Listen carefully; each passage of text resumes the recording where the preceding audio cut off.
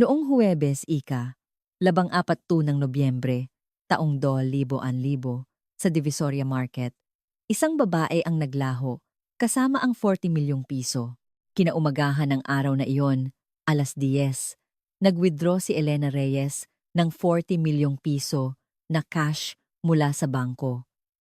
Isinilid niya ang limpak-limpak na pera sa dalawang malalaking itim na maleta. Ang huling taong nakakita sa kanya paglabas ng bangko ay ang kanyang matalik na kaibigan sa loob ng 20 taon, si Marites Cruz. Pagsapit ng 2:00 ng hapon, 24 na komersyante mula sa Divisoria ang nagtipon sa harap ng tindahan ni Elena Reyes. Oras na iyon ng kanilang pinagkasundo ang pagkuha ng sahod sa paluwagan, lalo na't papalapit na ang Pasko. Ngunit ang pinto ng tindahan ay mahigpit na nakasara. Pagsapit ng 6:00 ng gabi, nag-report si Marites Cruz sa pulisya. Nawawala po ang ate Elena ko, dala ang 40 milyong piso. Kinagabihan, kumalat ang tsismis sa buong Divisoria. Tumakas daw ang tagapamahala ng paluwagan na si Elena Reyes dala ang pera. Hindi makapaniwala ang mga miyembro. Mahigit 20 taon na niyang pinapatakbo ang paluwagan nang walang anumang problema, ngunit hindi na nagpakita si Elena Reyes. Lumipas ang 1 linggo, 1 buwan, at 1 taon. Natigil ang investigasyon ng pulisya. Noong mga panahong iyon, halos walang CCTV at wala silang mahanap na anumang ebidensya. Ang kaso ay nanatiling hindi nalutas. At lumipas ang 20 taon, kalagitnaan ng taong 2020. Ang kaibigang huling nakakita kay Elena Reyes, si Marites Cruz, ay pumanaw sa edad na 70. Sinimulang ayusin ng kanyang mga naulila ang mga ari-ariang iniwan ni Marites Cruz. Kabilang dito ang isang luma at abandonadong bahay sa probinsya. Isang bahay na mahigit 20 taon nang pinabayaan ni Marites Cruz. Nagpasya ang pamilya na ipagiba ang bahay. Kailangan nilang maibenta man lang ang lupa. Dumating ang isang backhoe. Sinimulan nitong hukayin ang bakuran, isang lugar na dating gulayan. Dito dating nagtatanim si Marites ng pechay at labanos. Pumasok ang pala ng backhoe sa lupa. Matapos ang ilang sandaling paghuhukay, biglang huminto ang makina. May tumamang matigas na bagay. Bumaba ang mga trabahador at kinamay ang lupa. At doon nakita nila ang asul na tape. Isang bagay na mahigpit na binalot ng asul na vinyl tape ang nakalibing sa ilalim ng lupa. Isa itong tapayan, ngunit kakaiba. Bakit kaya napakalalim ng pagkakalibing sa tapayan at selyado pa ng tape? Binuksan ng isang trabahador ang takip ng tapayan. Sa sandaling iyon, ang lahat ay natigilan. Ang laman ng tapayan ay hindi bagoong o suka. Ang katotohanan tungkol kay Elena Reyes, na naglaho 20 taon na ang nakalipas dala ang 40 milyong piso, ay malapit nang lumabas sa liwanag. Bago natin simulan ang kwento ngayong araw, sandali lang po, ang pag-click sa subscribe at like ay malaking tulong sa pagpapatuloy ng aming mga kwento at pakisulat sa komento kung saang lugar ninyo pinakikinggan ang salaysay na ito. Babatiin ko po kayo isa-isa. Madaling araw ng Biyernes, 15 ng Nobyembre, 15, dalawang investigador mula sa Manila Police District ang rumesponde. Isang kaso ng nawawalang tao ang nai-report noong gabi. Isang babaeng naglaho dala ang 40 milyong piso, si Elena Reyes, 46 taong gulang. Sa simula, hindi ito gaanong pinansin ng mga investigador. Inakala nilang simpleng kaso lang ito ng pagtatago dala ang pera. Ngunit nang makausap nila ang nag-report na si Marites Cruz, nag-iba ang kanilang pananaw. Sir, hinding-hindi po ganoong tao si Ate Elena, naluluhang sabi ni Marites Cruz. Mahigit 20 taon na silang magkaibigan at wala ni isang beses na nagkaproblema sa pagpapatakbo ng paluwagan. Walang dahilan para tumakas siya dahil sa pera. Unang pinuntahan ng mga investigador ang bangko. Kahit walang CCTV, mayroon namang mga bank record. Noong Huwebes, ika-14 ng Nobyembre, 2000, 10:40 ng umaga, nag-withdraw si Elena Reyes ng 40.2 milyong piso cash mula sa isang sangay ng malaking bangko sa Binondo. Kinuha rin nila ang testimonya ng empleyado ng bangko. Naaalala pa ng teller na nag-asikaso kay Elena Reyes. Mahigit 30 minuto po ang inabot para bilangin ang pera. Inilagay niya sa 2 itim na maleta. Mukhang mabigat, pero mag-isa lang siyang lumabas. Ano po ang itsura ng mukha niya? Kalmado po. Walang bakas ng pag-aalala o pagmamadali. Napakunot noo ang mga investigador. Hindi ito kilos ng isang taong tatakas. Kung gayon, saan siya nagpunta? Ang huling taong nakakita kay Elena Reyes sa labas ng bangko ay si Marites Cruz. Ayon kay Marites, nagkataon lang na napadaan siya sa harap ng bangko nang makita niya si Elena Reyes. Paglabas niya dala ang 2 maleta, tinanong ko siya kung saan siya pupunta. Sabi niya, pupunta raw siya sa Divisoria para ipamahagi ang pera sa mga miyembro. Anong oras po iyon? Mga 11:00 ng umaga. Naghiwalay na kami pagkatapos noon. At iyon na ang huli. Tumuloy ang mga investigador sa Divisoria Market. Kailangan nilang suriin ang tindahan ni Elena Reyes. Isa itong tindahan ng tela. Isang maliit na puwesto na pinamamahalaan ng kanyang asawa, si Ricardo Reyes. Si Ricardo Reyes, 28 taong gulang, ay nakaupong tulala. Isang araw nang nawawala ang kanyang asawa, ngunit tila hindi pa rin siya makapaniwala. Sir, hanapin niyo po ang asawa ko. Parang awa niyo na. May nasabi ba ang misis ninyo na gusto niyang puntahan o nahihirapan na siya? Wala po. Maayos ang pagsasama namin at maganda ang takbo ng negosyo. Wala rin kaming utang. Walang dahilan para tumakas ang asawa ko. Nanginginig ang mga kamay ni Ricardo Reyes habang nagsasalita. Tiningnan ng mga investigador ang loob ng tindahan. Binuksan nila ang kaha de yero. Dapat ay nandoon ang libro ng paluwagan, ngunit wala ito. Nasaan po ang listahan? Laging dala-dala iyon ng asawa ko. Isang maliit na kuwaderno kung saan nakasulat ang pangalan ng mga miyembro at lahat ng detalye ng bayaran. Nakuha ng mga investigador ang listahan ng mga miyembro. 24 silang lahat, mga kapwa niya komersyante sa Divisoria. Isa-isa nila itong tinanong para sa testimonya. Kailan niyo po huling nakita si Elena Reyes? Naku, mga 3 araw na yata ang nakalipas nang magkasalubong kami sa palengke. Hindi niyo po ba siya nakita noong Huwebes, ika-16 ng Nobyembre? Hindi po. Buong hapon ako nasa tindahan ko. Pare-pareho ang sagot ng 24 na miyembro.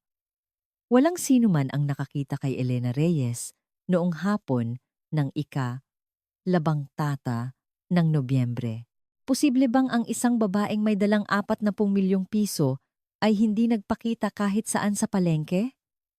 Nagsimulang magduda ang mga investigador. Baka may nagsisinungaling. Tinawagan nilang muli si Marites Cruz. Bilang kanang kamay ni Elena, inisip nilang siya ang pinaka-nakakaalam ng mga kilos nito. Pagkatapos niyong maghiwalay sa bangko, may contact po ba kayo kay Elena Reyes? Wala po. Hindi na siya tumawag. Alam niyo po ba kung saan niya karaniwang itinatago ang pera? Sa kahadiyero sa tindahan. Pero dahil malaking pera ang dala niya noon, napagdesisyunan niyang dalhin ito para maipamahagi agad sa mga miyembro. Kalmadong sumagot si Marites Cruz. Pinagmasdan ng mga investigador ang kanyang mukha. May mga bakas ng luha at nanginginig ang kanyang boses. Mukha siyang nalulungkot, bilang kanang kamay. May kinalaman po ba kayo sa pamamahala ng pera? Ako po ang tagatawag at tagaayos ng schedule. Si Ate Elena po ang may hawak ng lahat ng pera. Siya lang din ang nagsusulat sa libro. Wala nang maitatanong pa. Biktima rin si Marites Cruz. Miyembro rin siya ng paluwagan at mayroon din siyang makukuhang pera. Lalo lang nalubog sa misteryo ang investigasyon. Wala silang mahanap na lead noong mga panahong iyon, bihira pa ang cellphone at hindi palaganap ang paggamit ng credit card. Walang paraan para matrace kung saan siya nagpunta dala ang cash. Nagpakalat ang mga investigador ng mga wanted poster sa buong bansa, nakalagay ang litrato at impormasyon ni Elena Reyes. Ngunit kahit isang buwan ang lumipas, walang anumang impormasyong dumating. Kalagitnaan ng Disyembre 20, nagkakagulo pa rin ang Divisoria. Ang pagkawala ni Elena Reyes ang pinakamainit na usapan sa palengke. Sa tuwing magtitipon ang mga komersyante, ito ang kanilang pinag-uusapan. Sa huli, tinakbuhan din tayo, ano? Hindi, hindi ganoong tao si Elena. Sino bang nakakaalam ng puso ng tao? Kung 4 milyon yan, baka ako man tumakbo na. Lumaki ng lumaki ang mga tsismis. Ang mga taong dati inag-aalinlangan lang, ngayon ay buo na ang paniniwala. Niloko sila ni Elena Reyes. Nagalit ng husto ang mga nawalan ng pera. Ang iba'y hindi na makabayad ng upa sa pwesto, ang iba na may nawalan ng panggastos para sa matrikula ng anak. Isang miyembro ang nawalan ng 70 piso. 3 taon niya itong inipon. Grabe ang tiwala na ibinigay natin sa kanya, 20 taon ng tiwala. Nagtipon ang mga miyembro sa harap ng tindahan ni Ricardo Reyes at nagprotesta. Si Ricardo ay nakayuko lang at humihingi ng tawad. Pasensya na po, hindi ko nabantayan ng maayos ang asawa ko. Kasabwat ka rin, di ba? Plinano niyo tong mag-asawa. Hindi po totoo yan. Hindi ko rin po alam kung nasaan ang asawa ko. Totoo po. Nagmamakaawa si Ricardo Reyes. Biktima rin daw siya at gusto niyang mahanap ang kanyang asawa. Ngunit hindi naniwala ang mga tao. Tanging si Marites Cruz lang ang nagtanggol kay Ricardo. Nagsalita siya sa harap ng mga miyembro. Mga kasama, walang kasalanan si Kuya Ricardo. Mahigit 20 taon ko nang kilala si Ate Elena at napakabait na tao ni Kuya Ricardo. Maayos din ang pagsasama nila. Kung ganon, Marites, ano sa tingin mo? Talaga bang tumakas si Elena? Sandaling natahimik si Marites Cruz. Pagkatapos ay bumuntong hininga at sumagot. Hindi ko na rin alam. Ayokong maniwala. Pero mahigit 1 buwan na siyang walang balita. Kaya napapaisip na rin ako. Nawalan din ako ng pera. 500,000 piso. Nanginginig ang boses ni Marites Cruz. Namumula ang gilid ng kanyang mga mata. Inalo siya ng mga tao. Hayaan mo na, Marites. Biktima ka rin. Naloko tayong lahat ng Elena na yan. Tumango si Marites Cruz at muli siyang nagsalita. Pero gusto ko pa ring maniwala. Baka na-aksidente lang si Ate Elena kung saan.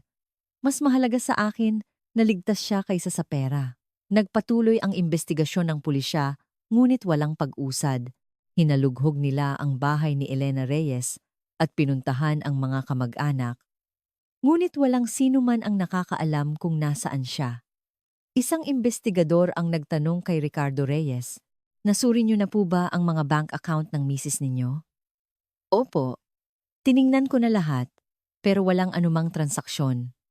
Ang huling record ay ang pag-withdraw ng 40 milyon noong Nobyembre 14. Posible po bang gumawa siya ng account sa ibang pangalan?" "Imposible po. Pareho kaming may isa o 2 bank account lang." Wala nang maisip ang mga investigador. Ang 40 milyong piso na cash ay imposibleng matrace, hindi pa ganoon ka-advance ang sistema ng bangko noon at walang paraan para bantayan ang malalaking cash transaction. Dumating ang Enero. Isang araw, may tumawag na informant sa mga investigador. "Isa Sam nga komersyante sa Divisoria. Sir, may nakita po akong kakaiba." "Ano ang nakita mo?" "Si Marites Cruz po, yung kanang kamay niya. Kamakailan lang, nakita ko siyang nakasuot ng mga bagong damit. May dala pa siyang mamahaling bag." Nag-init ang tainga ng investigador. "Sigurado ka ba?" "Opo. Hindi naman po siya ganoon manamit dati. Pero nitong mga huli, nag-iba ang porma niya." Muling ipinatawag ng mga investigador si Marites Cruz. Simple pa rin ang kanyang kasuotan. Wala siyang dalang mamahaling bag. Kamakailan lang po ba kayo bumili ng bagong damit o bag? Nagulat si Marites Cruz. Hindi po. Bakit? May nagsabi po kasi na nakikita kayong nakasuot ng magagarang damit. Ano pong sinasabi nyo? Nawalan na nga ako ng pera at hirap na hirap paano ako makakabili ng damit. Sino po ang nagkakalat ng ganyang tsismis? Mukhang nasaktan si Marites Cruz. Hindi na siya tinanong pa ng mga investigador. Wala silang ebidensya. Hindi sapat ang testimonya ng isang informant. Ngunit isang duda ang nagsimulang tumubo sa isip ng mga investigador. Baka may itinatago si Marites Cruz. Pebrero 2001, nagsimulang mag-imbestiga nang tahimik ang pulisya sa paligid ni Marites Cruz. Tinanong nila ang mga komersyante sa palengke. Anong klaseng tao po si Marites Cruz? Mabait po. Kasing sipag ni Elena Reyes. Maganda po ba ang relasyon nila ni Elena? Oo naman. Parang magkapatid na nga po sila. Lagi silang magkasama.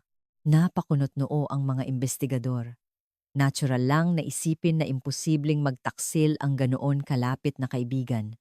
Ngunit kailangan nilang ipagpatuloy ang investigasyon. Isang komersyante ang nagsabi, pero may isang bagay po akong napansin na kakaiba. Ano iyon? Pagkatapos mawala ni Elena Reyes, si Marites Cruz ang unang nagkalat ng tsismis. Yung tsismis na tumakas si Elena dala ang pera. Nag-notes ang investigador. Kailan po niya ikinalat ang tsismis na iyon? Noong una, nag-aalala pa siya kay Elena, pero bigla na lang niyang sinabi na tumakas na ito dala ang pera. Dahil doon, iyon na rin ang pinaniwalaan ng lahat. Bakit po kaya biglang nagbago ang isip niya? Aba, ewan ko. Inisip ko na lang na siguro nadismaya siya dahil tinraidor siya ng kaibigan niya. Muling ipinatawag ng mga investigador si Marites Cruz. Ito na ang pangatlong beses. May nagsabi po na kayo raw ang unang nagsabi na tumakas si Elena Reyes. Sandaling natahimik si Marites Cruz. Pagkatapos ay sumagot. Opo, ako nga po. Pero ano pong problema doon? Bakit po iyon ang inisip ninyo? Isang buwan na siyang walang balita. Nawawala siya dala ang 40 milyon. Kung naaksidente siya, dapat may bangkay nang lumabas. Pero dahil walang anuman, natural lang na isipin kong tumakas siya. Natameme ang mga investigador. Lohikal ang kanyang sinabi. Nagkaroon po ba ng problema sa pera si Elena Reyes noon? Wala po. Maganda ang takbo ng negosyo niya at maayos ang pagsasama nila ng asawa niya. Kung ganoon, bakit siya tatakas? Umiling si Marites Cruz. Hindi ko rin po alam. Iyon nga po ang pinagtataka ko. Hindi ko alam ang dahilan. Nagtanong pa ang mga investigador. Kanang kamay po kayo, di ba? Wala po ba kayong kinalaman sa pamamahala ng pera? Wala po. Ako lang po ang tagatawag sa mga miyembro at taga-set ng meeting. Si Ate Elena lang ang may hawak ng libro. Hindi niyo po ba tiningnan ang laman ng libro? Paminsan-minsan po. Pero hindi ko po kabisado. Kailan niyo po huling nakita ang libro? Nag-isip sandali si Marites Cruz. Mga 1 linggo bago siya mawala. Noong unang linggo ng Nobyembre, ipinakita sa akin ni Ate Elena habang kinukwenta namin ang ibibigay para sa susunod na buwan. Itinala ito ng mga investigador, ngunit hindi sapat ito para pagdudahan si Marites Cruz. Katapusan ng Pebrero, nagkaroon ng pulong sa istasyon ng pulis. Pinag-usapan kung paano haharapin ang kaso. Wala po tayong lead.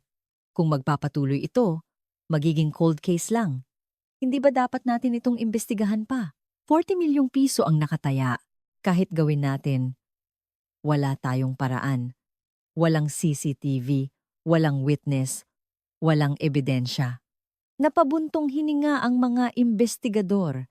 Sa huli, nanatiling bukas ang kaso, ngunit walang tunay na pag-usad. Dumating ang tagsibol ng 2001. Unti-unting nakalimutan ng mga komersyante sa Divisoria ang kaso. Nababanggit pa rin ang pangalan ni Elena Reyes, ngunit ngayon, may halo ng pagsuko sa halip na galit. Nagtinda siya tulad ng dati at nakipag-usap sa mga tao.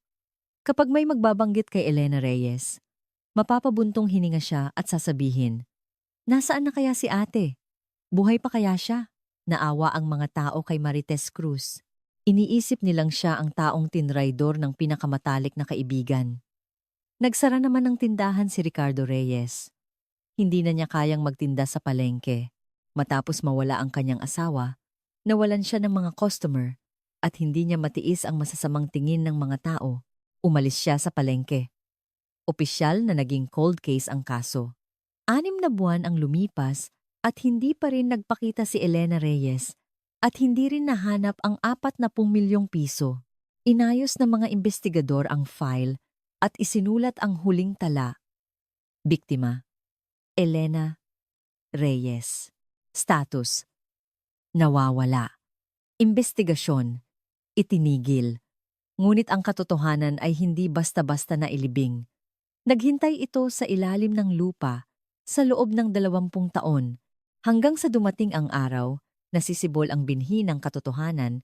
Mga manonood, talaga bang tumakas si Elena Reyes dala ang pera? O mayroon pang ibang nangyari? Sinasabi kaya ni Marites Cruz ang katotohanan? Abangan ang nakakagulat na katotohanang mabubunyag pagkatapos ng 20 taon. Hunyo 2020. Pumanaw si Marites Cruz. Nasa kalagitnaan siya ng kanyang 70s. Namatay siya sa ospital matapos ang matagal na pakikipaglaban sa sakit. Ilang komersyante mula sa Divisoria ang dumalaw sa kanyang burol. Kawawa naman si Marites. Tinraidor ng kaibigan, habang buhay niyang dinala ang sama ng loob na iyon. Oo nga, naaalala ko pa kung paano siya bumuntong hininga tuwing nababanggit si Elena Reyes. Nagluksa ang mga tao para kay Marites Cruz. Naniniwala silang biktima siya ng insidente. 20 taon na ang nakalipas. Matapos ang libing, sinimulan ng pamilya ang pag-aayos ng kanyang mga ari-arian. Nabiyuda si Marites Cruz at mag-isang namuhay. Ang kanyang anak ay kasal na at nakatira sa Maynila. Hindi gaanong marami ang naiwang ari-arian ni Marites Cruz. Isang maliit na apartment sa Maynila at isang abandonadong bahay sa isang probinsya sa Bulacan. Napagdesisyonan nilang ayusin ang apartment at ipagiba ang bahay sa probinsya. Mahigit 20 taon nang hindi tumira si mama doon. Siguradong sira-sira na iyon dahil hindi naaalagaan, kaya ibenta na lang natin ang lupa. Sabi ng asawa ng kanyang anak. Tumawag siya sa isang demolition company. Kalagitnaan ng Hulyo. Dumating ang isang backhoe at 3 hanggang 4 na trabahador sa isang bayan sa Bulacan. Ang abandonadong bahay ni Marites Cruz ay nasa dulo ng baryo. Giba na ang mga pader at halos tanggal na ang kalahati ng bubong. Halatang matagal nang walang nakatira. Sinimulang hukayin ng operator ng backhoe ang bakuran. Kailangan nilang simulan sa pundasyon para magiba ang bahay. Bumaon ang pala sa lupa. Tumilapon ang lupa na parang alon. Dati itong isang gulayan, isang lugar kung saan maaaring nagtanim ng pechay at sili. Matapos ang ilang sandali, huminto ang backhoe. Uy! May sumabit! Pinatay ng operator ang makina at bumaba. Naglapitan din ang ibang trabahador. May nakita sila sa loob ng hinukay na lupa. Asul na tape. Isang bagay na binalot ng vinyl tape ang nakalibing sa ilalim ng lupa. Kinuha ng isang trabahador ang pala at maingat na inalis ang lupa sa paligid. Hindi kaya tapayan to? Isang tapayan na gawa sa makapal na luwad. Ngunit kakaiba. Bakit napakalalim ng pagkakalibing? Karaniwan, ang mga tapayan ay inilalagay lang sa ibabaw ng lupa o mababaw lang ang libing. Ngunit ito ay nasa halos 2 talampakan ang lalim. Ang mas nakapagtataka ay ang tape. Binalot ng asul na vinyl tape ang buong tapayan. Selyado ang pagitan ng takip at katawan. Ano kayang laman nito at ganito pa pagkakabalot? Naging mausisa ang mga trabahador. Sinimulan ng isa na tanggalin ang tape. Natanggal ang tape na may kasamang malagkit na tunog. Binuksan niya ang takip. Sa sandaling iyon, Napasigaw ang mga trabahador. Ah! May mga buto sa loob ng tapayan. Mga butong puting-puti na. Nakita rin nila ang isang bungo. Siguradong buto ng tao. Agad na kinuha ng isang trabahador ang kanyang cellphone. Nanginginig ang kanyang mga kamay. Hello, pulis po? May bangkay po dito. Buto po ng tao. Makalipas ang 30 minuto, dumating ang pulisya. 2 investigador mula sa lokal na istasyon ang sumuri sa lugar. Tiningnan nila ang loob ng tapayan at agad na tinawagan ang PNP Crime Laboratory, requesting for SOCO team. May nakitang unidentified human remains. 1 oras ang lumipas at dumating ang mga taga-crime lab.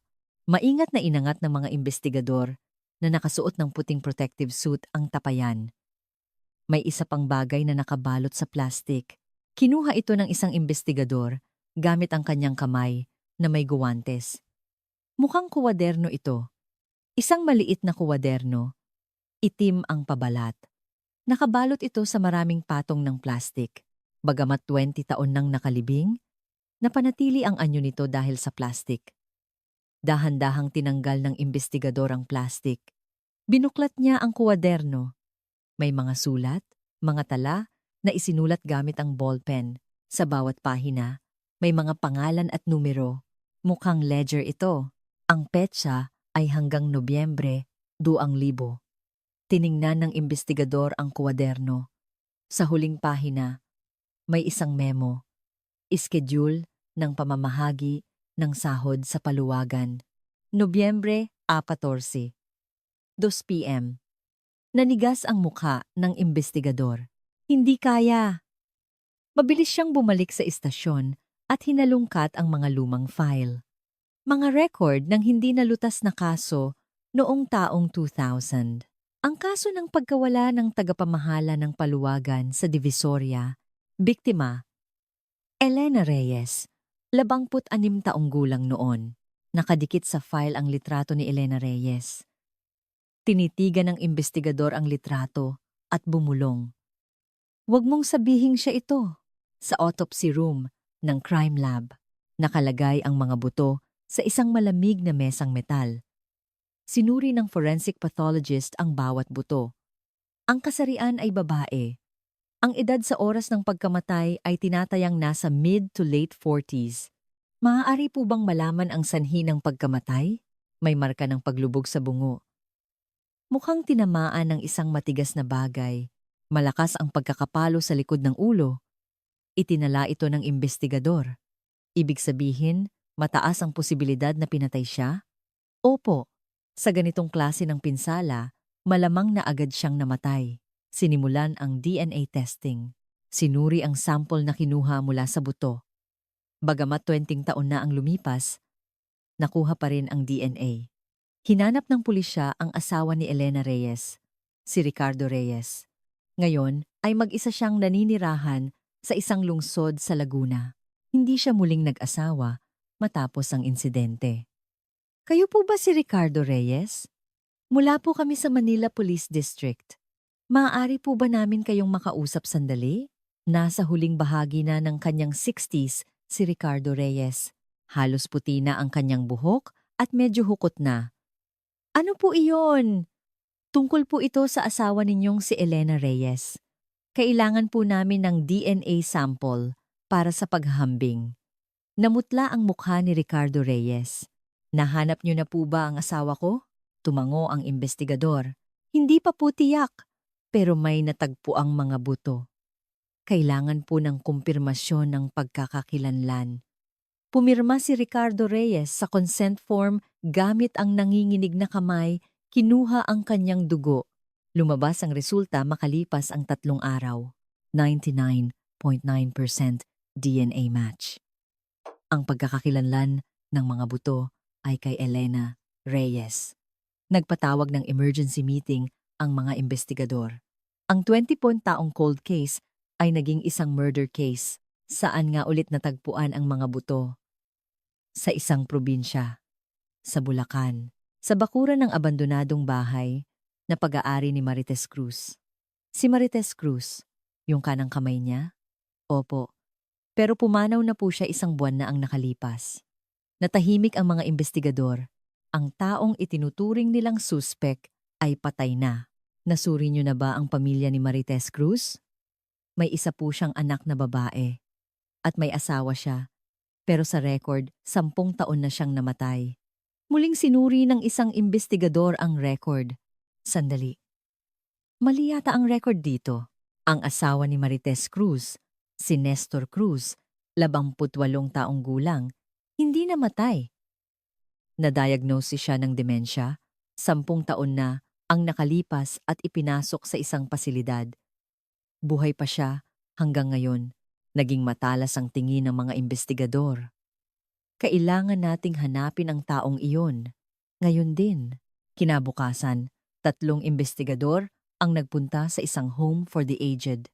Isang maliit na pasilidad sa labas ng Metro Manila. Dadalawin po namin si Nestor Cruz. Dinala sila ng isang nurse. Si Nestor Cruz ay nakaupo sa isang wheelchair, puti na ang kanyang buhok at malabo ang kanyang tingin. Lolo, may pulis po dito para sa inyo. Itinaas ni Nestor Cruz ang kanyang ulo. Tinitigan niya ang mga investigador nang walang imik. Naaalala niyo po ba ang bahay kung saan kayo nakatira kasama ang asawa ninyong si Marites Cruz noong taong 2000? Walang sagot si Nestor Cruz. Malala na ang kanyang demensya. Tinawag ng mga investigador ang direktor ng pasilidad. Ano po ang kalagayan ni Nestor Cruz? Malala na po ang demensya niya. Halos imposible na siyang makausap, pero paminsan-minsan, bumubulong siya ng mga bagay mula sa nakaraan. Halimbawa po, madalas niyang binabanggit ang asawa niya. Ang yumaong si Marites Cruz. Nagpa siya ang mga investigador na isama si Nestor Cruz dahil siya ay isang posibleng suspek. Kailangan siyang imbestigahan sa interrogation room ng istasyon ng pulis. Si Nestor Cruz ay nakaupo sa isang silya at nakatingin lang sa kisame. Nagtanong ang investigador. Noong 14 ng Nobyembre, 2000 na, nakita niyo po ba si Elena Reyes? Walang sagot si Nestor Cruz. Dinala po ba ng asawa ninyong si Marites Cruz, si Elena Reyes sa bahay ninyo? Nananatili siyang tahimik. Bumuntong hininga ang investigador. Mahirap mag-interrogate ng isang pasyenteng may demensya. Biglang bumulong si Nestor Cruz. Maraming pera. Naging alerto ang mga investigador. Anong pera po? 2 maleta. Mabigat. Kaninong maleta po iyon? Muling nagsara ang bibig ni Nestor Cruz. Sumubok ng ibang paraan ang mga investigador. Hinalungkat nila ang mga lumang financial record ni Nestor Cruz. Noong 15 ng Nobyembre, 10,000 may pumasok na 10 milyong piso sa account ni Nestor Cruz. Saan po galing ang pera? Cash deposit po. Hindi malinaw ang pinanggalingan. Nag-imbestiga pa sila ng mas malalim. Sinuri rin nila ang bank account ni Marites Cruz. Ganoon din po sa account ni Marites Cruz. Mula 12 ng Nobyembre at sa loob ng 1 buwan, may pumasok na kabuuang 30 milyong piso sa iba't ibang pagkakataon. Lahat po ay cash deposit. Nagsimulang magkapatong-patong ang ebidensya. Ipinatawag ng pulisya ang anak ni Marites Cruz. Nasa unang bahagi na siya ng kanyang 50s. Noong bandang taong 2000, bigla po bang nagkapera ang nanay ninyo? Napakunot noo ang anak. Naku, hindi ko po sigurado. Ayon po sa bank record ng nanay ninyo, may malalaking halaga ng pera ang pumasok sa account niya noong panahong iyon. Noong mga panahong iyon, sabi po ni Mama, may kaibigan siyang nagbayad ng matagal ng utang. Sabi niya lang, matagal na raw na utang iyon. Tumango ang investigador. Madalas po bang pumunta ang nanay ninyo sa bahay niyo sa probinsya? Hindi po. Halos hindi na nga po siya pumupunta doon. Mga 20 taon na yata siyang hindi nakapunta. Noong bandang Nobyembre 2000 po? Nag-isip ang anak. Parang minsan po silang pumunta noon. Kasama niya si Papa. Sabi nila, ilang araw lang sila doon. Alam niyo po ba kung anong gagawin nila? Magpapaayos daw po ng bahay. Nagkatinginan ang mga imbestigador. Hindi sila nag-ayos ng bahay, kundi naglibing ng bangkay. Muling nagsagawa ng imbestigasyon ang pulisya sa crime scene. Masusing sinuri ang lugar kung saan natagpuan ang tapayan. Isang imbestigador ang nagsasala ng lupa. Bigla siyang may nakita. May piraso ng tela dito. Isang maliit na piraso ng tela, halos bulok na, ngunit buo pa rin ang anyo. Mukhang tela ng damit. May kulay pa. Kinuha ng imbestigador ang piraso at ipinadala sa crime lab. Lumabas ang resulta makalipas ang ilang araw. Material na gawa sa cotton. Ang kulay ay beige. Tinatayang mula sa isang damit na ginawa noong bandang taong 2000. Muling hinalungkat ng mga imbestigador ang mga record ng kaso. 20 taon na ang nakalipas. May testimonya mula sa isang witness tungkol sa suot ni Elena Reyes noong araw na siya'y nawala. Testimonya po ng empleyado ng bangko. Sabi niya, nakasuot daw po ng beige na blusa si Elena Reyes. Nagsimulang magtugma ang lahat ng piraso ng puzzle. Muling inimbestigahan ng mga imbestigador si Nestor Cruz. Sa pagkakataong ito, mas tiyak ang kanilang mga tanong. Noong Nobyembre 60,000, may dinalang tao ang asawa ninyo sa bahay, tama po ba? Blanko pa rin ang ekspresyon ni Nestor Cruz. May dala po ba siyang 2 maleta? Nagbago ang tingin ni Nestor Cruz. Maleta? Mabigat. Kayo po ba ang pumalo sa kanya? Umiling si Nestor Cruz. Hindi! Asawa ko. Asawa ko. Ang nag-utos. Napigil ng mga imbestigador ang kanilang hininga. Ano po ang iniutos ng asawa ninyo? Paluin daw. Para makuha ang pera. Bumulong si Nestor Cruz. Putol-putol ang kanyang pagsasalita dahil sa demensya, ngunit malinaw ang punto. Kaya po ba ninyo pinalo? Ibinaba ni Nestor Cruz ang kanyang ulo, tumulo ang luha sa kanyang mga pisngi. Patawad. Patawad. Itinigil ng mga imbestigador ang recording. Nakakuha na sila ng pag-amin. Nagpatawag ng press conference ang pulisya. Ang kaso ng pagkawala ng tagapamahala ng paluwagan sa Divisoria noong 2000 ay napatunayang isang murder case. Ang biktima, si Elena Reyes, ay pinaslang ng kanyang kanang kamay na si Marites Cruz at ng asawa nitong si Nestor Cruz. Nagbulungan ang mga reporter. Ang motibo sa krimen ay ang pagnakaw sa 4 milyong piso. Inakit ni Marites Cruz si Elena Reyes sa kanilang bahay. At doon siya pinatay ng asawang si Nestor Cruz gamit ang isang matigas na bagay. Pagkatapos, inilibing nila ang bangkay sa bakuran ng kanilang bahay sa probinsya. Ngunit ang kanyang kasabwat, si Nestor Cruz, ay buhay at kasalukuyang nakakulong. Nagtaas ng kamay ang isang reporter. 28 taong gulang na po si Nestor Cruz. Posible po ba siyang makulong? Bagamat may demensya siya ngayon, siya ay nasa tamang pag-iisip noong ginawa ang krimen. Bukod pa rito, umamin na rin siya. Kailangan niyang harapin ang hustisya.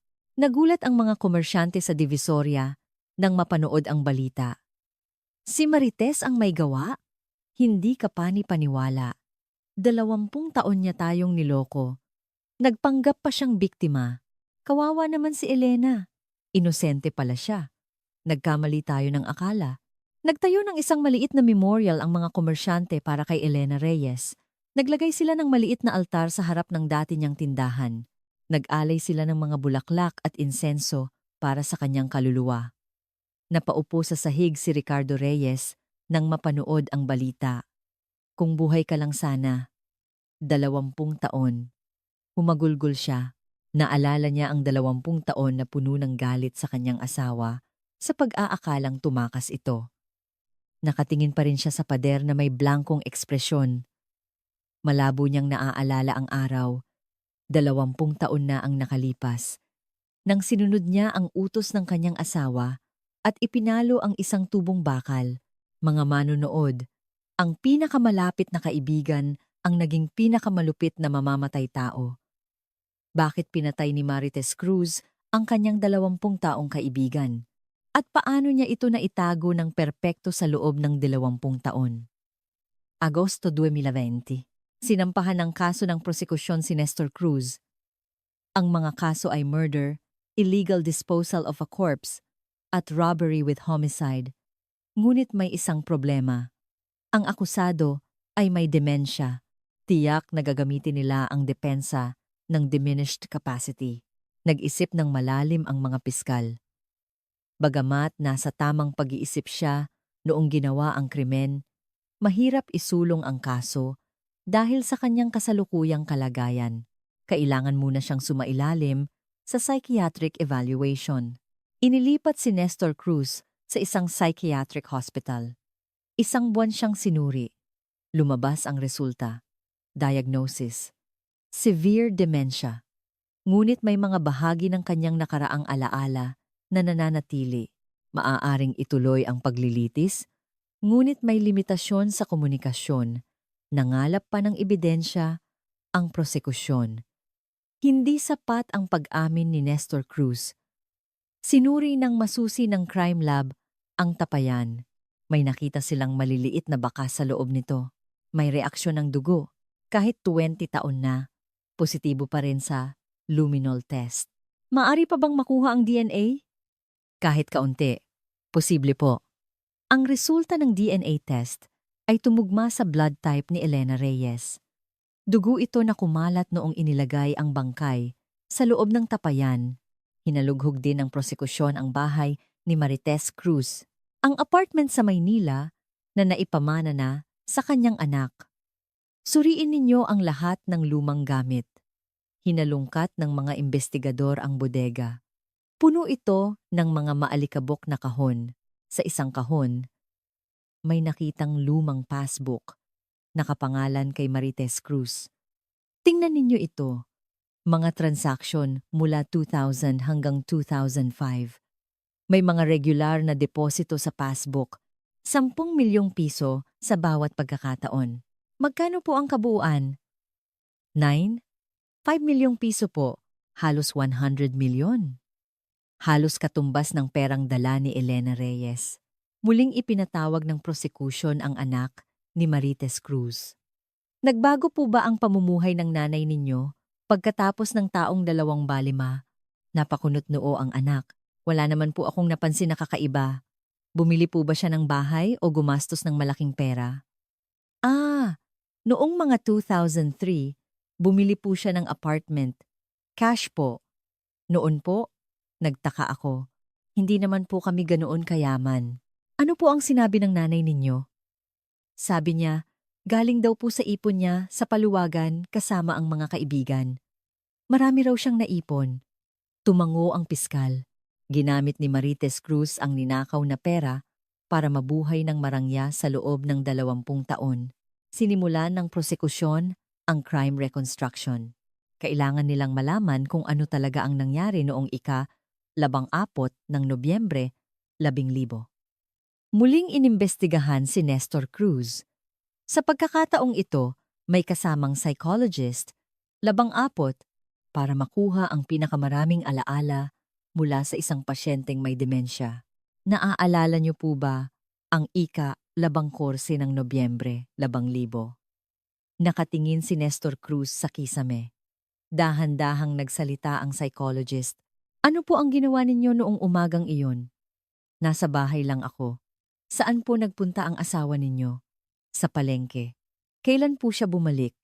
Ipinikit ni Nestor Cruz ang kanyang mga mata. Tila may inaalala. Alas 11 o alas 12. Mag-isa po ba siyang bumalik? Hindi. May kasamang babae. Sino po ang babaeng iyon? Hindi ko alam. Kaibigan ng asawa ko. May dala po ba siyang maleta? Tumango si Nestor Cruz. Itim. 2 maleta. Mukhang mabigat. Ano po ang sumunod na nangyari? Nanginginig ang boses ni Nestor Cruz. Dinala siya ng asawa ko sa kwarto. Tapos lumapit siya sa akin. Ano po ang sinabi niya? Paluin ko raw yung babae para makuha namin ang pera. Kaya po ba ninyo pinalo? Ibinaba ni Nestor Cruz ang kanyang ulo. Tumulo ang luha sa kanyang mga pisngi. Kumuha ako ng tubong bakal. Isang beses kong pinalo. Saan po ninyo pinalo? Sa likod ng ulo. Ano po ang nangyari sa kanya? Bumagsak siya. Ang daming dugo. Sandaling huminto ang psychologist. Humihingal si Nestor Cruz. Pagkatapos po, sabi ng asawa ko, okay lang daw, magaling daw ako. Ano po ang ginawa ninyo sa bangkay? Binalot namin sa kumot at isinakay sa kotse. Sino po ang naglibing sa kanya noong gabi? Kaming dalawa. Inilagay namin sa tapayan at naghukay. Malalim. Itinala ng piskal ang lahat ng sinabi. Malinaw na ngayon ang proseso ng krimen. Noong umaga ng Huwebes, labang-atis ng Nobyembre, 2000, nag-withdraw si Elena Reyes ng 40.2 milyong piso mula sa bangko. Isinilid niya ito sa 2 itim na maleta. Sa labas ng bangko, nakita niya si Marites Cruz. Hindi ito nagkataon lang. Hinihintay na siya ni Marites Cruz. Ate, sa bahay na tayo magbilang ng pera. Malapit lang naman. Hindi nagduda si Elena Reyes. 20 taon na silang magkaibigan. Bandang tanghali, dumating sila sa bahay ni Marites Cruz. Nakatira doon si Marites, kasama ang asawang si Nestor Cruz. Ate, magpahinga ka muna sa kwarto habang nagbibilang. Kukuha kita ng tubig. Pumasok si Elena Reyes sa kwarto, dala ang mga maleta. Bumulong si Marites Cruz sa kanyang asawa. Ngayon na, paluin mo yung babae. Pumasok si Nestor Cruz sa kwarto, dala ang isang tubong bakal. Binubuksan ni Elena Reyes ang maleta. Nakita niya ang mga bundle ng pera. Pinalo ni Nestor Cruz si Elena mula sa likod. Sa isang palo, bumagsak si Elena Reyes. Pumasok si Marites Cruz sa kwarto. Puno ng dugo ang sahig. Patay na ba? Hindi ko alam. Parang hindi na humihinga. Mabuti. Gawin natin ang plano. Binalot ni na Marites at Nestor ang bangkay sa kumot. Naghintay sila hanggang sa dumilim. Ayaw nilang makita ng mga kapitbahay. Bandang 10:00 ng gabi, isinakay nila ang bangkay sa kotse. Isang van na pag-aari ni Marites. Ibinaba nila ang mga upuan sa likod para magkaroon ng espasyo. Isinakay din nila ang mga maleta ng pera. 60 milyong piso. Si Marites ang nagmaneho. Si Nestor ay nasa passenger seat. 1 oras at kalahati ang biyahe papunta sa kanilang bahay sa Bulacan. Dumating sila hating gabi. Tahimik ang baryo. Walang bahay na may ilaw. Dinala nila ang bangkay sa bakuran. Inilabas din nila ang tapayan na dala nila. Naghukay si Nestor gamit ang isang pala. Pawis na pawis siya. Mahigit 1 oras silang naghukay para makagawa ng butas. Kinuha ni Marites Cruz ang libro ng paluwagan na dala ni Elena Reyes, isang maliit na kwaderno. Kailangan din nating ilibing ito. Ebidensya. Binalot niya ang kwaderno sa maraming patong ng plastik at inilagay sa loob ng tapayan. Isinilid din nila ang bangkay sa tapayan. Kailangan nilang baluktutin ito dahil masikip. Binalot ni Marites Cruz ang tapayan ng asul na vinyl tape para selyadong-selyado. Walang makakahanap nito. Ibinaba nila ang tapayan sa butas. Tinabunan nila ng lupa. Gumawa sila ng gulayan sa ibabaw. Nagtanim sila ng ilang punla ng pechay. Bandang 4:00 ng madaling araw, natapos ang kanilang gawain. Bumalik sila sa Maynila. Pagsikat ng araw sila nakarating sa bahay. May mga bakas pa ng dugo sa kwarto. Pinunasan ito ni Marites Cruz ng basahan. Nilagyan niya ng bleach at pinunasan ulit. Itinago niya ang 2 maleta sa pinakaloob ng aparador sa beranda. 8:00 ng umaga, nag-makeup si Marites Cruz at nagbihis. Kalmado ang kanyang ekspresyon, tulad ng dati. At pumunta siya sa Divisoria. Nagtitipon na ang mga komersyante sa palengke. Sa harap ng tindahan ni Elena Reyes. Saan daw nagpunta si Elena? Ewan. Hindi sumasagot sa tawag. Lumapit si Marites Cruz. Hindi niyo ba nakita si ate? Pumunta siya sa bangko kahapon para kunin ang pera.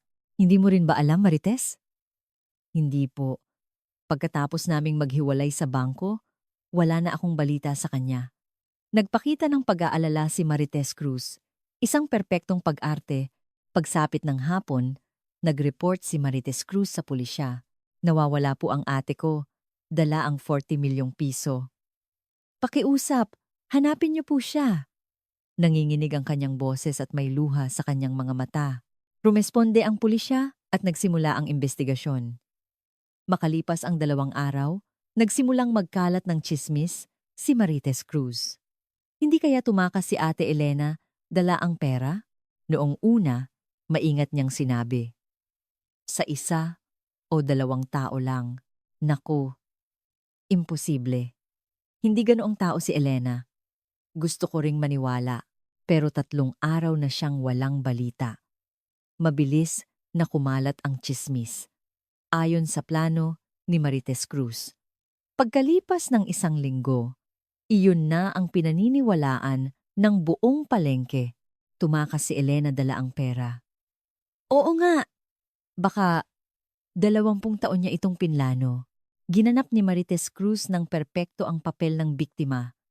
Umiyak siya sa harap ng mga tao at sinisi si Elena Reyes. Ganoon ko siya pinagkatiwalaan, tapos ganito lang. Pakiramdam ko, tinraidor niya ako. Walang sino man ang nagduda. Makalipas ang 1 buwan, binuksan ni Marites Cruz ang mga maleta. Puno ng pera. 4 na manda ang 2 milyong piso. Pinaghatian nilang mag-asawa. Gumawa sila ng maraming bank account at unti-unting idineposito ang pera. Kung malaki ang idedeposito nila ng 1 beses, magiging kahina-hinala. Mula Nobyembre 2000 hanggang 2005, sa loob ng 5 taon, dahan-dahan nilang idineposito ang pera. Ginamit ni Marites Cruz ang pera para bumili ng apartment. Si Nestor Cruz naman ay nagsimula ng maliit na negosyo. Lumipas ang 20 taon. Hindi nahuli si Marites Cruz. Sa gulayan sa bakuran ng kanilang bahay sa probinsya, taon-taon tumutubo ang pechay. Paminsan-minsan, bumubulong siya sa sarili. Patawad, Elena. Pero wala akong magawa. Kailangan ko ng pera. Mayroon siyang konsensya, ngunit wala siyang pagsisisi. Dahil doon, nabuhay siya ng komportable. Noong 2020, namatay si Marites Cruz dahil sa sakit hanggang sa kanyang kamatayan. Itinago niya ang sikreto. Hindi niya sinabi sa kanyang anak, sa doktor, o kanino man. Akala niya perpektong krimen. Ngunit naaalala ng lupa, Oktubre 2012, nagsimula ang paglilitis kay Nestor Cruz sa Manila Regional Trial Court. Sa audience, nakaupo ang mga komersyante mula sa Divisoria. Dumating din ang asawa ni Elena Reyes, si Ricardo Reyes. Pumasok si Nestor Cruz sa korte na nakaupo sa wheelchair. Payat ang kanyang mukha at malabo ang kanyang tingin. Nagtanong ang hukom. Nang minaka, akusado? Inaamin mo ba ang mga paratang sa iyo? Walang sagot si Nestor Cruz. Tumayo ang kanyang abogado. Your Honor, ang akusado po ay may malalang demensya.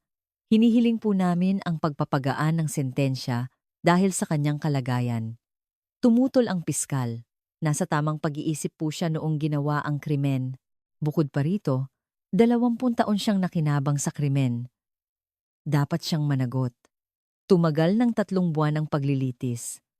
Isa-isang inilatag ng prosecution ang mga ebidensya, ang mga buto na natagpuan sa tapayan, ang resulta ng DNA test, ang mga bakas ng dugo, ang mga bank record, at ang recording ng pag-amin ni Nestor Cruz. Iginigiit ng depensa ang diminished capacity, ngunit walang nangyari. Napatunayan na nasa tamang pag-iisip siya noong ginawa ang krimen. Nagkaroon din ng mga testigo. Tumestigo ang anak ni Marites Cruz. Alam niyo po ba na ang nanay ninyo ang gumawa ng krimen? Hindi po. Wala po akong kaalam-alam. Nakatanggap po ba kayo ng pera mula sa kanya? Binayaran po niya ang matrikula ko sa kolehiyo. Tinulungan din po niya ako noong ikasal ako. Alam niyo po ba na galing sa krimen ang perang iyon? Ibinaba ng anak ang kanyang ulo. Ngayon ko lang po nalaman. Wala po talaga akong alam. Tumestigo rin si Ricardo Reyes. Ano po ang relasyon ninyo sa biktima? Asawa ko po siya. Ano po ang naging buhay ninyo sa loob ng 20 taon? Nanginginig ang boses ni Ricardo Reyes. Inakala ko pong tinraidor niya ako. Hindi niyo alam kung gaano kasakit iyon. Pero iba pala ang katotohanan. Ipinag-utos ng hukom ang isang maikling recess. Enero 2021, araw ng paghatol, nasa wheelchair pa rin si Nestor Cruz. Walang ekspresyon ang kanyang mukha. Sinimulang basahin ng hukom ang desisyon. Ang akusadong si Nestor Cruz noong ika-10 ng Nobyembre 10,000, kasama ang kasabwat na si Marites Cruz, ay pinatay ang biktimang si Elena Reyes, itinapon ang kanyang bangkay at ninakaw ang 40.2 milyong piso. Ang kasong ito ay isang karumal-dumal na krimen kung saan pinatay ang isang 20 taong kaibigan para sa pera.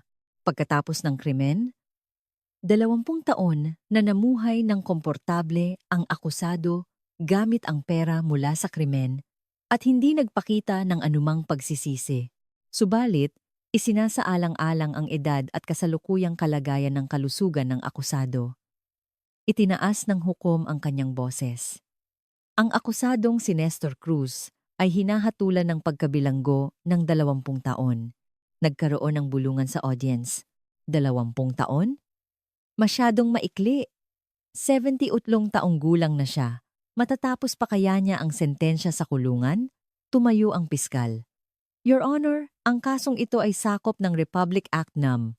Iwanling Jobayushi. Ang petsa ng krimen ay Nobyembre 14, 2020, na mas huli kaysa sa petsa ng pagpapatupad ng batas na nag-aalis ng prescription period para sa mga heinous crimes. Kaya, walang statute of limitations. Tumango ang hukom. Tama, ang kasong ito ay hindi sakop ng statute of limitations. Dapat pagdusahan ng akusado ang kanyang sentensya, anuman ang kanyang edad. Ibinaba ni Nestor Cruz ang kanyang ulo. Naging pinal ang hatol, inilipat si Nestor Cruz sa bilangguan. Isang 78 taong gulang na lalaki ang isinuot ng uniforme ng preso at ikinulong sa isang selda. Dahil patay na si Marites Cruz. Ang kaso laban sa kanya ay isinara bilang case closed. Ngunit ang kanyang pangalan ay tuluyan ng nasira. Sinimulan ng gobyerno ang pagbawi sa mga yaman mula sa krimen. Kinumpiska ang mga bank account at ari-arian na nakapangalan kay Marites Cruz. May natitira pang 5 milyong piso. Ang natitirang 20 milyon ay nagastos namang. Ang 11 milyong piso na nakumpiska ay ipinamahagi sa mga biktima. Natanggap ng 24 na komersyante sa Divisoria ang kanilang pera pagkatapos ng 20 taon. Isang miyembro ang nakatanggap ng 3 milyong piso. Ito ang orihinal na 7,000 piso na nawala sa kanya kasama ang interes. 20 taon akong naghintay. Ngayon ko lang ito nabawi. Umiyak ang mga komersyante, hindi dahil sa pera. Binisita ni Ricardo Reyes ang puntod ni Elena Reyes. Ang mga buto ay na-cremate at inilagay sa isang columbarium. Lumuhod si Ricardo Reyes sa harap ng kanyang asawa. Mahal, patawarin mo ako. Nagkamali ako ng akala sa'yo. 20 taon kitang sinisi. Patawarin mo ako. Nag-alay siya ng pagkain. Mga paboritong pagkain ni Elena Reyes. Nagdaos din ng isang misa ang mga komersyante sa Divisoria. Nagtayo sila ng isang maliit na plake sa lugar kung saan dating nakatayo ang tindahan ni Elena Reyes. Elena Reyes. Pagkatapos ng 20 taon, ang katotohanan ay lumabas. Sumalangit nawa. Nag-alay sila ng insenso at nagdasal. Si Nestor Cruz ay nagbilang ng araw sa kanyang selda. Lalong lumala ang kanyang demensya. Hindi na niya alam kung bakit siya naroroon. Paminsan-minsan, tinatanong siya ng gwardya, "Lolo, nagsisisi po ba kayo?" nakatingin lang si Nestor Cruz sa bintana. Asawa ko ang nag-utos. Wala akong alam. Hanggang sa huli, sinisi niya ang kanyang asawa. Isang araw, noong 2022, pumanaw si Nestor Cruz sa infirmary ng bilangguan. 80 taong gulang, namatay siyang hindi natapos ang kanyang sentensya. Ngunit ang batas ay nananatiling buhay. Namatay siyang isang kriminal at aalalahanin siya ng kasaysayan. Nalinaw ang pangalan ni Elena Reyes. Bagamat inabot ng 20 taon, sa huli, ang katotohanan ay lumabas. Ang kasakiman ng pinakamalapit na kaibigan ang naging pinakamalupit na pagtataksil, ngunit naaalala ng lupa ang lahat at hanggang sa huli, pinanindigan ng batas ang hustisya. Mga kaibigan, sina Marites Cruz at Nestor Cruz ay naniwala sa loob ng 20 taon na ang kanilang krimen ay perpekto, ngunit may isang bagay silang nakalimutan. Ang oras ay hindi kailanman kakampi sa kriminal. Ang katotohanang inilibing sa ilalim ng lupa ay tiyak na lalabas sa liwanag balang araw, at ang batas ay hindi kailanman sumusuko. Noong ika-14 ng Nobyembre, 2000, si Elena Reyes ay naglaho mula sa Divisoria kasama ang 40 milyong piso. Sa loob ng 20 taon, naniwala ang mga tao na tumakas siya dala ang pera. Dahil iyon ang sinabi mismo ng kanyang pinakamatalik na kaibigan. Ngunit iba ang katotohanan. Hindi nakatakas si Elena Reyes ni isang hakbang. Sa loob ng bahay ng kanyang kaibigan, pinukpok siya ng tubong bakal at ng gabing iyon, inilibing siya ng malalim sa bakuran ng isang bahay sa probinsya. Pinatay ni Marites Cruz ang kanyang 20 taong kaibigan at ginamit ang pera para mabuhay ng komportable. Bumili siya ng apartment, pinag-aral ang kanyang anak, at naglakbay sa palengke, nagpanggap siyang biktima. Kunwari sinisisi niya si Elena Reyes habang kinukuha ang simpatya ng mga tao. Isang perpektong krimen, walang nagduda at walang ebidensya. Ngunit may isang bagay na hindi isinaalang-alang si Marites Cruz, na mamamatay siya pagkatapos ng 20 taon at aayusin ng kanyang pamilya ang abandonadong bahay na iyon. Noong tag-araw ng 2020, nang hukayin ng backhoe ang lupa, lahat ng sikreto ay nabunyag. Ang tapayang binalot ng asul na tape, ang mga buto sa loob, at ang libro ng paluwagan na nakabalot sa plastik. Umunlad ang agham, at kahit sa 20 taong buto, nakuha ang DNA. Napatunayang si Elena Reyes iyon. Sa pag-trace ng mga financial record, lumabas na halos 100 milyong piso ang pumasok sa bank account ni Marites Cruz.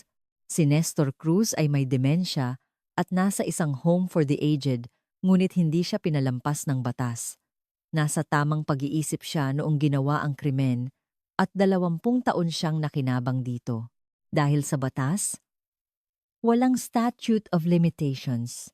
Hinatulan siya ng 20 taon, ngunit namatay siya sa bilangguan bago matapos ang kanyang sentensya. 80 taong gulang. Hindi na humarap sa korte si Marites Cruz dahil patay na siya, ngunit ang kanyang pangalan ay mananatiling nakaukit bilang isang mamamatay tao. Sa huli, nalinaw ang pangalan ni Elena Reyes, bagamat inabot ng 20 taon.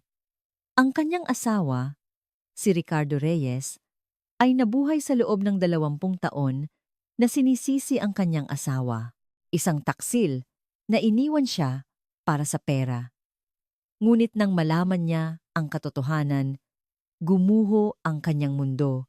Ang kanyang asawa ay isang napakasipag na tao na hanggang sa huli ay sinubukang panindigan ang kanyang responsibilidad. Natanggap din ng mga komersyante sa Divisoria ang kanilang pera pagkatapos ng 20 taon. 80 milyong piso ang naipamahagi. Ngunit mas mahalaga kaysa sa pera ang katotohanan. Nalaman nilang hindi tumakas si Elena Reyes, kundi isang biktima. Ang mensahe ng kasong ito sa atin ay malinaw. Ang oras ay hindi kakampi ng kriminal. Gaano man kahusay magtago, Gaano man katagal ang lumipas, ang katotohanan ay lalabas din.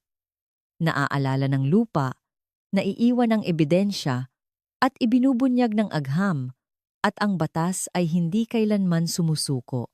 Ang mga cold case 20 taon na ang nakalipas, o kahit 30 taon pa, ay malulutas din sa huli. Ang hinagpis ng mga biktima ay tiyak na mapapawi balang araw. Niloko ni Marites Cruz ang kanyang kaibigan habang buhay. Niloko niya ang mga komersyante, ang sarili niyang anak, at ang buong mundo.